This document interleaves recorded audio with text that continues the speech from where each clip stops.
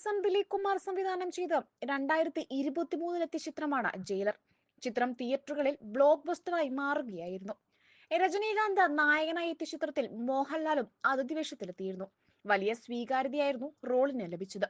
മാത്യു എന്ന കഥാപാത്രം രണ്ടാം ഭാഗത്തിലും ഉണ്ടാകുമോ എന്ന ആരാധകരുടെ ചോദ്യങ്ങൾക്ക് മറുപടിയുമായി എത്തിയിരിക്കുകയാണ് മോഹൻലാൽ. എമ്പുരാൻ പ്രമോഷനിടയിലായിരുന്നു മോഹൻലാലിന്റെ പ്രതികരണം. ജയിലർ 2 ഷൂട്ടിംഗ് തുടങ്ങിയിട്ടുണ്ട്. എന്നെ വിളിക്കുകയാണെങ്കിൽ തീർച്ചയായും ഞാൻ പോയി അഭിനയിക്കും. കൂടുതലൊന്നും എനിക്കറിയില്ല എന്നായിരുന്നു മോഹൻലാലിന്റെ പ്രതികരണം. ജയിലറിന് ശേഷം തമിഴിൽ നിന്ന് നിരവധി ഓഫറുകൾ വന്നെന്നും എന്നാൽ താൻ എമ്പുരാന്റെ ഷൂട്ടിംഗ് തിരക്കുകളിലായിരുന്നുവെന്നും മോഹൻലാൽ കൂട്ടിച്ചേർത്തു. ജയിലറിൽ രജനീകാന്തിനൊപ്പം അഭിനയിച്ചു. ഉന്നെ പോലൊരുവനിൽ കമൽഹാസനൊപ്പവും ജില്ലയിൽ വിജയ്ക്കൊപ്പവും അഭിനയിച്ചു. ഇത്തരം അതിഥിവേഷങ്ങൾ ചെയ്യാൻ തയ്യാറാകുന്നത് എങ്ങനെയായിരുന്നെന്നായിരുന്നു മോഹൻലാലിനോടുള്ള മറ്റൊരു ചോദ്യം.